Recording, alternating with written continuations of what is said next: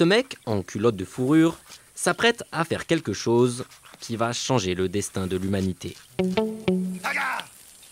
Il va maîtriser le feu. Ça, c'était il y a 400 000 ans. Et ça nous a permis de développer notre gastronomie. Moi, ce que j'aime, c'est de les faire sur le feu, à la maison, tranquillement. D'abréger les fêtes de famille et de nous débarrasser des culottes de fourrure. Beaucoup plus tard, l'humain parvient à faire l'inverse. Maîtriser le froid. Ce que l'on sait moins, c'est que cette seconde découverte a aussi beaucoup modifié notre planète. C'est un des trucs super à Dubaï et ça marche très bien. 1902, New York, dans une imprimerie. Le directeur a un problème. L'humidité déforme le papier en cours d'impression et le résultat est super moche. La solution, elle vient de cet ingénieur, qui, contrairement à son voisin, n'a pas encore de grosses moustaches parce qu'il sort à peine de l'école. Il invente pourtant cette grosse machine, dont on n'a pas le temps d'expliquer le fonctionnement. Le truc, c'est qu'en modifiant l'humidité, cette grosse machine refroidit l'air. Le jeune ingénieur décide de miser là-dessus, et ça marche. Au départ, le climatiseur est très cher.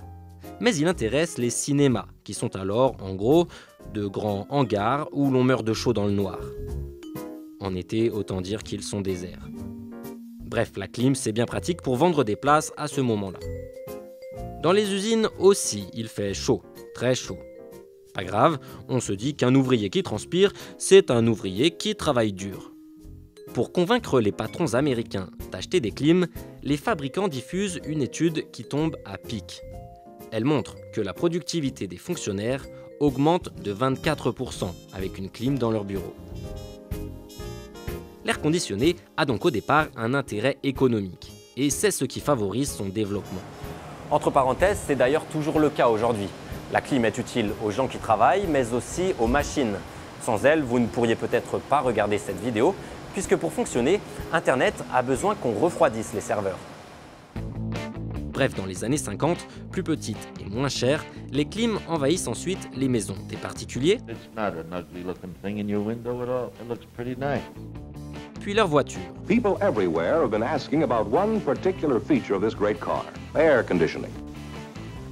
Au début des années 60, 10% des ménages sont équipés. Ils sont 90% dans les années 2000. Aux États-Unis, on ne peut plus s'en passer et les conséquences sont énormes. La clim pousse à vivre davantage chez soi, ce qui a favorisé le développement de la télévision. A l'inverse, on se déplace moins au stade pour regarder les matchs de baseball.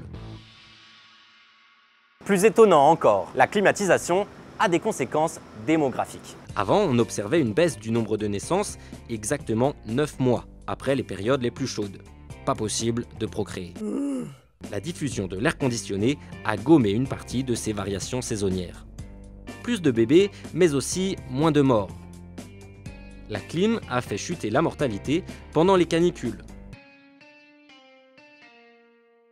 Alors, pour ceux qui veulent en savoir plus, vous retrouverez toutes les études sur ce sujet dans les sources de cette vidéo. Mais on continue. La clim a même changé le visage des États-Unis. Et surtout de cet endroit, la Sun Belt, au sud du pays. Jusque dans les années 60, les Américains avaient plutôt tendance à partir dans le nord. Eh bien, la clim a aidé à rendre la Sun Belt vivable et même dynamique. Sans rafraîchisseur d'air, des villes comme Miami ou Las Vegas n'auraient pas pu se développer. Situated in an impossible situation in the heart of the Nevada desert, it exists primarily for the pleasure seeker and the tourist.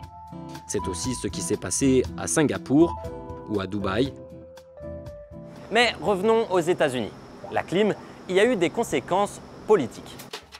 Elle aurait même contribué à l'élection du président républicain Ronald Reagan en 1980. Pour ce politologue américain, une grosse partie des gens qui ont migré du nord vers le sud grâce à la clim sont des personnes âgées souhaitant passer leur retraite au soleil. Or, les personnes âgées aisées ont davantage tendance à voter pour les républicains. Et des États clés comme l'Arizona, le Texas ou la Floride, à majorité démocrate au milieu du siècle, sont peu à peu devenus républicains. Your dreams, your hopes, Your goals are going to be the dreams, the hopes, and the goals of this administration, so help me God. Les villes aussi ont changé avec la clim. Pour rester au frais, on construisait traditionnellement des maisons dans ce genre. Sol surélevé, porche ombragé et pièces en enfilade pour faire passer l'air. Aujourd'hui, même sous le cagnard, on construit ça. Des tours de verre en plein soleil qui, sans la clim, seraient juste bonnes à faire pousser des tomates. Alors voilà, quand il fait chaud comme ça, on est bien content de vivre au frais. Sauf que ça, c'est pas sans risque. D'abord, pour fonctionner, les climatiseurs utilisent des substances toxiques qui abîment la couche d'ozone. Ensuite, les climatiseurs recrachent de l'air chaud. À Phoenix, une étude a montré que la nuit, ils seraient responsables d'une augmentation des températures extérieures de 1 à 2 degrés, ce qui oblige à l'intérieur à les faire tourner encore plus. Dernier point, les climatiseurs consomment une énergie folle pour fonctionner. Un constat, aux États-Unis, l'énergie dédiée aux climatiseurs est la même que la consommation énergétique totale de l'Afrique. Et le problème, c'est que ça va aller en s'aggravant. Les ventes explosent dans les pays émergents comme l'Inde, la Chine ou l'Indonésie. Chaque seconde, 10 climatiseurs sont vendus dans le monde.